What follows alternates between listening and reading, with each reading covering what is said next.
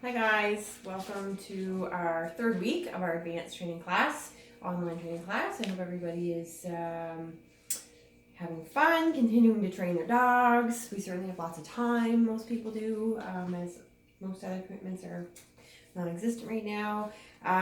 Okay, so what I would like to encourage you to work on this week is with your attention in regards to eye contact from the dogs in areas of mild to moderate distraction. So maybe at home, out in your yard. Again, mild to moderate is probably easy right now because there's not much going on. Higher distraction is going to be harder to find these days, but mild to moderate. So areas where your dog is maybe used to working, but there could be something to provide distraction. I want you to continue to work on the duration. Okay, so continue to work on the length of eye contact that your dogs are giving you in regards to calling their name. Work on increasing that by a couple seconds, maybe every other session, or a couple seconds a session, depending on your dog or how much you're working it. Again, attention exercises. I like to work them anywhere I go with my dogs right out of the gate, just to, especially with my younger dogs, just to familiarize them to paying attention to me often and with increased duration, despite the fact that the environment is changing. I appreciate that we have a cat here in our dog training video. She's probably in most of our videos because that's where she hangs out. Oh, she's gonna bat me now. She's mad. Okay, so yeah, work on that. Again, important to remember when you're working on extending the duration of eye contact. This does not mean you're just giving more cookies to keep them looking at you, which I think you guys should know better than that by now. In regards to the time that you're keeping perhaps in your head, that's what I do. If your dog looks away and say 5 seconds is your criteria, maybe you're trying to work up to 6 or 7 seconds of holding eye contact. If they look away before they reach that point that you're working towards, when they look back, your timer starts again. Really, really important. Dogs do learn by absence of reward. If we are using our treats to encourage them to look at us, or rewarding sloppy behavior, or not kind of continuing on an upward slope with our criteria, dogs will get sloppy, they will produce sketchy results, and they will always push to do less to get more cookies. We need to kind of stay in the driver's seat as far as that goes, and we need to let them know that there's consequence if they decide to disconnect to check out the kid that just ran by or the noise they just heard. If they decide to disconnect, they have lost an opportunity for reward. So when you're working with positive reinforcement type training, as that is your primary technique, absence of reward is punishment. Absence of reward, or taking away something that they like or want, that's information to them. That's a dead end path. That's an immediate consequence for disconnecting. Is there's absence of reward, mommy starts counting again. Mild to moderate distractions increase your duration. In areas of higher distraction, try to find them. I honestly think that parking lots are your best bet right now. Usually I would suggest like parks where kids are out playing, kind of hanging out in the extremity of those areas to work on your dog. Harbor Passage is always a great spot that I recommended. That one actually might still be okay because I think that people are probably still out walking. We're still allowed to go outside of our houses in singles or maybe doubles, but it might not be as busy as normal, but I bet you may still get the stream of traffic, the variation of traffic, like some walkers, runners, strollers. We're getting to bike season, things like that. So you may get a little bit more traffic. Again, it's kind of uptown, so there's more noise anyway. There's maybe some port traffic as well. So otherwise, like Rockwood Park. When I say parking lots, I will often, I have yet to do it with Riggs. We haven't got there yet, I guess. But I will often, with my young dogs, I will take them on my errands with me, and maybe say I'm going to maybe three places, which is almost unheard of these days, but go to maybe 3 places. I'll take my dog out for 5 or 10 minutes at each of those places. If I did that for 10 minutes, 3 different places, there's 30 minutes of training that I got, some distraction training in some different locations. So I tend to go to like the extremity of a parking lot, depending on how busy it is or how much distraction I'm looking for. I may go up to areas where like people are coming in and out of the store. Back long ago, my first competitive obedience dog, I used to practice my stays in front of the grocery store doors where people would go in and out, and I'd have my dog on one side and me on the other. Again, that's probably frowned upon these days because if your dog broke the stay, you'd have to get close to a person, and that's a whole thing. So, but you could still, find some areas where there's distraction, or even if your neighbors are out in their yard, maybe go and practice in front of their house. Keep your dog on a leash so that you can control the outcomes, but you guys have to be a little bit more, me included, in training, but you have to be a bit more creative in how you find distractions these days. The alternative is if you have, or in addition to, if you have a person in your house that's willing to help you a little bit with your training and offer distractions, you can, typically what I do, again, my notes are a little bit different because of the type of training we're doing now, but typically what I'd start doing this week in class is I usually am walking around with a pet food, like my bag of treats, and I'm walking around to each individual, okay, and I'm like kind of like crinkling my bag, moving some treats around, pretending like I'm getting them out. I usually don't drop them yet. I don't do that. I tend to be fairly gradual in how I start to offer distractions, but yeah, that's what I usually do in week 3. Is I go around and stand by each individual team, crinkle my bag a little bit, rustle around, just offer a potential extra distraction. What I recommend, and is in your homework file that I uploaded, what I recommend you do if your dog turns to the distraction, because again, I don't expect my dogs to be robots. I do expect them to be well trained and responsive, but they're living, breathing creatures that make their own decisions. So I don't expect them not to notice something. I don't expect them not to notice that someone's got treats, or someone is reaching for treats from a bag, or there's another person that walked by, or another dog that came into the room, or they're into their sight. I don't expect them not to look and notice that. The key or the trick is that they look back quickly to me if I ask them, or even by their own choice, and that they can continue to engage and provide a bit of duration to their eye contact, despite the fact that the distraction is there. So typically what I recommend is that if your dog is distracted by something and you're working on your attention, or even if you're not working on attention but you need to get their attention, block them, which I think everyone's pretty good at knowing to do that now. You want to, so say my invisible dog is here, and my distraction, they're looking over this way, so I might sidestep to block that distraction, but a bit more kind of aggressive, a bit more assertive gesture for me as a handler is to step into their space a little bit. So I'll use my sleepy puppy as an example. Come here, buddy. Come on, Rex. Rex.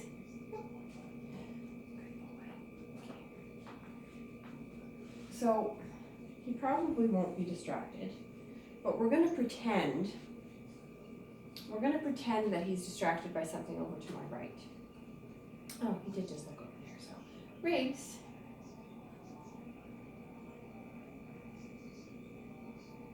So we're going to pretend he looked away. Oh, he did. Good boy.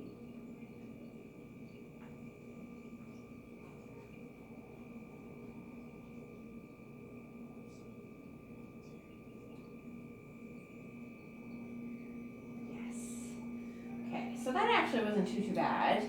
He did kind of look away at something outside, caught his eye. So the idea is that we block and we put a little bit of pressure on the dog, because remember, that pressure is something that they often look to avoid. They prefer to have like free space. So it's just a little bit of a consequence or a gesture from you as a handler that that's not what you're looking for. They need to pay attention to you. So I do not offer a food reward when they look at me. What I do offer is release of that pressure. Okay, remember that whenever you're using pressure and release, the release is like giving food or similar to giving food. It's the same message to the dogs. Oh, I like that. There you go. Back up a bit. So then I would work on a bit of duration. I would start counting in my head again. So with him, I worked on 6 seconds. So when I got to that point and he had still maintained eye contact with me without looking away, I offered him a mark with my yes word and food treat. So that's how you should work on your distractions going forward. And I did get at least just one video, only one video came in. But I'd like to see the videos, and it gives me an idea of how things are going for you, and offer a little bit of feedback. So this is kind of my feedback on distracted attention. Pressure in as you block. When your dog does maintain it or give you reconnect with you with eye contact, praise them. Good job. And just step back a little bit. All right, not too far, but just enough to give them that signal. Okie dokie. Stays. All right. So for your stays this week, I suggest maybe working a little bit. So typically around this time in class when we're doing our group stays, I'll usually do some repeated stays so we can practice some various criteria. And what I like to work on this week is a little bit less distraction. Not that we really would have added much distraction in class anyways, maybe just a bit of handler movement, which again I did see in some video. So a little bit less distraction this week, increase your distance and your duration. Now, when I say to increase both of those, remember my kind of equation for increasing those. If you're working on additional duration, you want to keep your distance the same or even a little bit easier than what your dog is used to. If you're working on increased distance, you want to keep your duration the same or a little bit less than what they're used to. So try to increase both of those criteria a little bit while not working as much on distraction.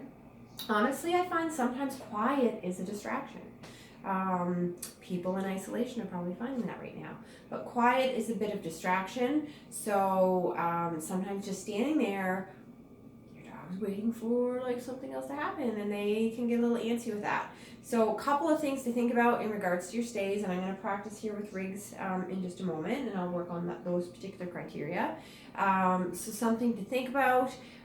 If your dog is thinking about moving, or they kind of twitch, or they're moving about in their spot, not maybe getting up and moving, but they're giving you signals that they're a little bit restless, that is not a time to go in and offer food.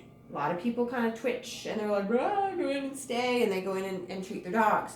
Don't do that. Instead, same thing, pressure forward to them to let them know that you don't like that they're getting antsy and wanting to move. You don't need to go all the way into them necessarily, but even just that, and again, that depends on the dog, but even just that gesture in and that pressure on them, remind them, nope, you need to stay. When they settle in again, you release your pressure. I usually count to at least 10 or 15 seconds before I would even think about stepping into reward, or maybe more depending on the dog. So yeah, work on that, which I'll demonstrate with my my guy here. Again, you're still more than welcome to work on some distraction training as well. Keep in mind, when you do that, reduce your duration and your distance. Make those other things a lot easier. Allow your dog to build confidence gradually without having to worry that you're so far away and they had to stay for so long and there's all this stuff going on around them. Make those other aspects easier for the dog. Set them up for success so they can learn to cope and tolerate through various distractions. And if you want to be a bit more creative with your distractions this week, again, lots of handler movement is a great one. I do that a lot with Riggs, a lot. And I do that again mostly from an agility kind of aspect where I leave him on a stay. I actually call it wait for agility because I release him from afar. So I leave him on a wait, and I'll usually go 10 or 15 feet in front of him, and I fake him out. I like almost like I'm gonna say okay, but I don't. I do a few things like that. I don't do it every time, but once in a while I'll throw a few fake outs to him. He's falling asleep. Fake outs to him to remind him that until I really commit to releasing him, he is to stay put. I go back and I reward him for that. Sometimes I release him forward as a reward. Sometimes I go back and I release him to his toy for a reward. I do lots of variations in my stays. Keeping your dog thinking and not always being able to predict what it is I'm going to pull out of my hat as a reward is sometimes what keeps things interesting for them. They never know what they're going to be offered, so it gives them lots of reason to try to stay on track, because you never know when like the favorite thing's going to come, or maybe all the things are favorite. So you just, whatever, golden opportunity mama gives me, I'm going to work and work for reward. So all right, let's work on that a bit. I'll set them up way down here a bit. So again, I'm going to work on my distance and duration a little bit. Come here, buddy. Let's go. Down here, better. I'm not going to go too far. Freaks heel. Sit. Stay. Again, for him, stay is a bit of a newer command. I use wait a little bit more because I do it from an agility perspective a bit. Sorry, you guys are like staring at my rear end. I'll back up a bit.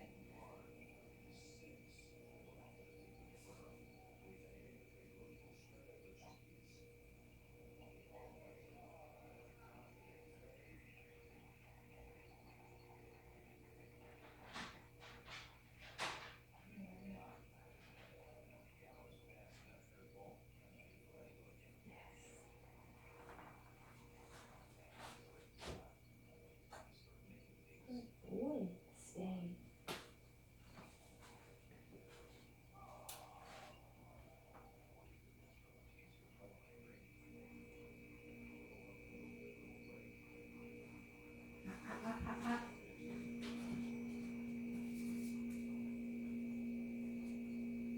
Sit. Stay.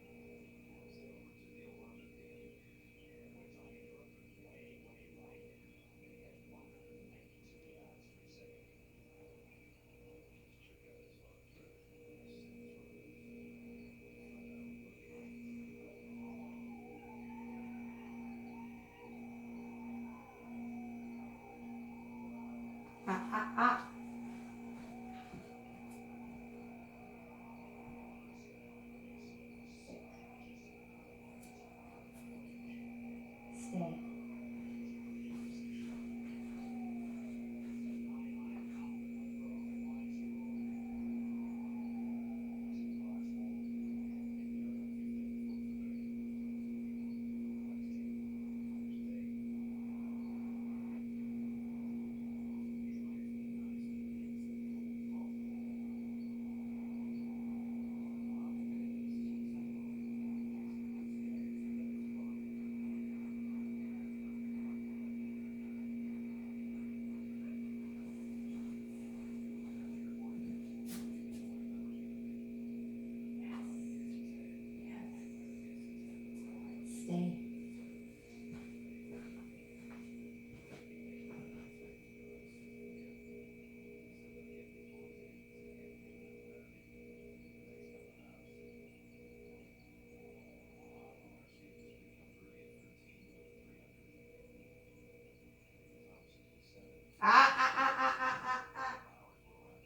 Stay. Sit. Sit. Sit. Stay. He's getting lazy. I can see his feet sliding.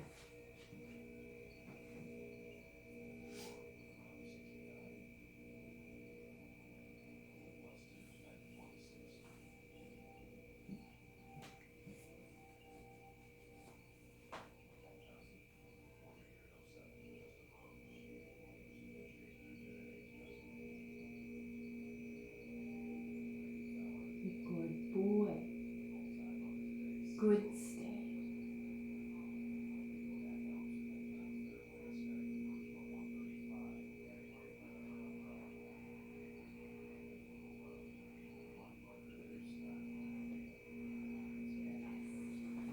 Good job.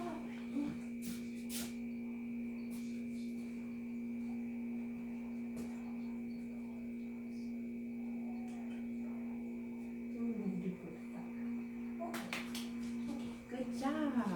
All right, so it was actually a pretty good demo because Rigmarole, come here, buddy.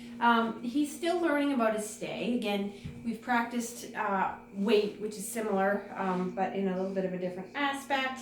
And it wasn't really as regimented as I was working there with that stay.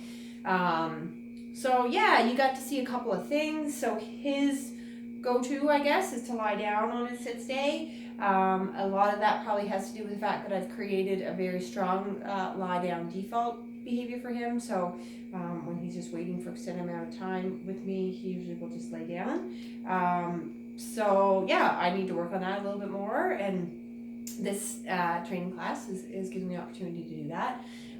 So yeah, you got to see me go in and correct him, and I did go all the way into him because he got completely out of position. And part of the reason that happened was because of the distance that I was working. Though having said that, if I was any closer, he probably would have laid down before I got to him anyway. I don't know if any amount of me doing early pressure in when he was thinking about it would have helped, because he is actually still pretty early in his training with this, so it may not have prevented him from going to the down position. But when your dog does move completely out of position is when I go right in and pressure into them. Again, the pressure is never to involve any amount of force. But just simply to be a message to your dog that that's not what you're looking for. You would rather them settle into that position without any movement. So I did go back and jackpot him a couple of times, so offered him more than one reward. And at the end, I added a little, come here, buddy, sit. I added a little return around behind him, which you can add this week as well if you like. And I do that simply by, when I get back to him, I put a treat to his nose, and I step around into heel position, and I reward when I get there, okay? Okay, buddy. That's just a little add-on to your stays if you wanted to do that. So yeah, that's your stays this week. Lastly, your heel work. I'm going to set up a couple little target things for a figure 8. Again, carry on with what you're doing. Hopefully everyone has moved up to doing just straight figure 8s more or less at this point. You should still, again, depending on your dog, come here, buddy, but you should still probably, when you're doing your inside circles, Riggs, drop your food there to keep your dog in position. If your dog is doing really well, and they're following you and they're releasing a bit of pressure when you do that inside turn, so they're not forging against you. If you can do that without food, great. It's wonderful. When you transition from keeping your food right there to kind of target your dog versus just reaching down to feed them when they're doing it properly, you want to hold your food right at your waist level. Not too much at your side, not here as a broad, but kind of the bank is held at your belly button. And then you bring your food down to reward, and then bring your hand back. I tend to hold my leash with my right hand so that my food can be available with my left. It's awkward sometimes when you reach over with your right. It encourages your dog to forge. What I want to mention, I might actually swap dogs and use Josie for this demo. I don't know, I haven't decided. I might do 2 demos. But what I want you to try to be really mindful of this week, this is where I start critiquing handlers on their body position and their handler body language, I guess. So when I am doing an inside turn, when I'm turning into my dog, I don't need to be too exaggerated, but if I drop my shoulder a bit and I turn my head to where I try to look to where I want my dog to go, or look where I am going to kind of lead my dog into that position. When I do that, my head turns, my shoulder drops back a bit. That's an indication to my dog that they need to collect a bit in their stride, that I'm as a handler, I'm turning into them. They need to be mindful of that. They need to kind of respond to my pressure. The battery's low, guys, but I think we're good. That's what my message was. When you're turning away from your dog, same thing. This can be tricky because you risk doing a bit of disconnect from your dog. So again, it's tough not having you in class to kind of watch the individual to see what works best. But same kind of thing, I encourage you to look to where you want your dog to go. So I'm kind of watching the step in front of me, okay? When I do that, my shoulder's kind of moving forward a bit as I turn my head away to watch where I'm going next. So I'm going to set that up. I'll try it with Riggs. I haven't done this much with him, especially like collection and like kind of body language cues. He certainly doesn't know it as good as Josie. Actually, I'm going to do it on a bit of an angle here. I don't have enough space. I need to build a big training hall. Okay, buddy, come here. Sit. Wait. So, here. Yeah, this is a little bit tough, but we'll see what we can make do with this, bud.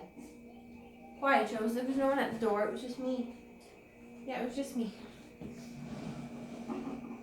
All right, so I do always try to start. See if you guys see me.